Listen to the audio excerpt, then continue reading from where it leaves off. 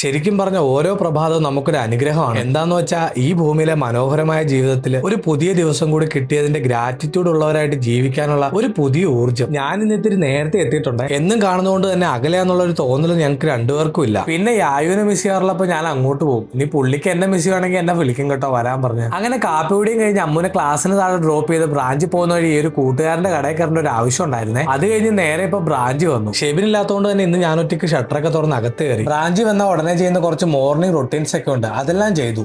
ഇന്ന് ഉച്ചയ്ക്ക് ഉണ്ണാൻ പോകണമെങ്കിൽ ബ്രാഞ്ച് ക്ലോസ് ചെയ്തിട്ട് പോകണം. അതുകൊണ്ട് ക്ലോസ് ചെയ്ത് എന്റെ ഫോൺ നമ്പർ എഴുതി അവിടെ ഒരു വെള്ളപ്പേപ്പർ വെച്ചതിന് ശേഷമാണ് ഞാൻ നേരെ കഞ്ഞി കുടിക്കാൻ വന്നത്. അങ്ങനെ കഞ്ഞിയും കുടിച്ച് തിരിച്ചു വന്നിപ്പോൾ ഷട്ടറൊക്കെ തുറന്ന് ഉള്ളിൽ കയറിയപ്പോഴേക്കും ചെറുതായിട്ട് മഴ തുടങ്ങിയിട്ടുണ്ട്. ഇത്തിരി കഴിഞ്ഞപ്പോഴേക്കും നല്ല ശക്തമായിട്ടുള്ള മഴ അങ്ങ് തുടങ്ങി. വണ്ടി നനയുന്ന ഒരു സ്പോട്ടിലായിരുന്നേ. നേരെ ഓടിച്ചെന്ന് വണ്ടി എടുത്തിട്ട് നേരെ നനയാത്തൊരു സ്ഥലത്തേക്ക് അങ്ങ് പാർക്ക് ചെയ്ത് തിരികെ ബ്രാഞ്ച് വന്നു. അങ്ങനെ ക്ലോസിംഗ് ടൈം ആയപ്പോൾ ഷെബിൻ വന്ന് പുറത്ത് നിൽക്കുന്ന എന്റെ കീ കളക്ട് ചെയ്യാൻ വേണ്ടിയിട്ടാണ്. കാരണം നെക്സ്റ്റ് വർക്കിംഗ് ഡേ ഞാൻ ലീവാ. അങ്ങനെ ഷട്ടർ എല്ലാം അടച്ച് പുറത്ത് വന്ന് ഈ ഒരു ചെയിന് വിട്ട് ഷെബിന്റെ കീ കൊടുത്തപ്പോഴേക്കും നമ്മുടെ രണ്ട് ഫ്രണ്ട്സ് വന്നു, ജയശങ്കറും അമ്പിളി. രണ്ടാളെ കണ്ടപ്പോൾ ഒരുപാട് സന്തോഷം. കാരണം കഴിഞ്ഞ ദിവസം ഇവരുടെ പെരവാസ്തോലം ഉണ്ടായിരുന്നു. സത്യത്തിൽ അന്ന് മഴയൊക്കെ കാരണം പോകാൻ പറ്റിയില്ല. രണ്ടുപേരോട് ഓരോ വിശേഷമൊക്കെ ചോദിച്ചും പറഞ്ഞു നിന്ന് യാത്രയും പറഞ്ഞ് നേരെ ഞാൻ വീട്ടിലെത്തി കേട്ടോ. അപ്പൊ ഇന്ന് ഇത്രേ ഉള്ളൂ. ബൈ.